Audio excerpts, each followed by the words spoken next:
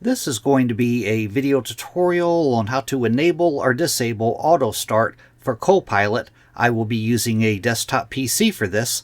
Let me jump over to my desktop here. I am on my desktop now and I have Copilot opened up. I'm going to show you two different ways to disable or enable auto start for Copilot. The first way is within the Copilot app. I have the Copilot app opened up. You want to make sure your sidebar is open. There's a little toggle up here for your sidebar. Make sure that your sidebar is open. Then you'll go down to the bottom and you want to click on the little profile icon next to your name. Click on that.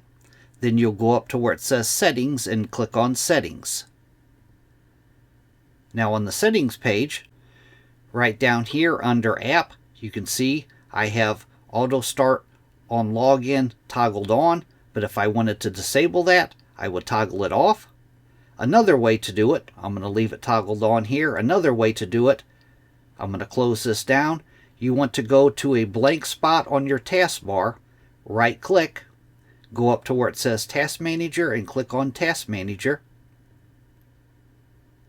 Now on the Task Manager, on the tabs off to the left side here, you want to go down to where it says Startup Apps and click on Startup Apps. Then you look for Copilot in here. Right here I have Copilot. As you can see, status, it is enabled. If I wanted to disable it, I would right click on the enabled and I would click on Disable.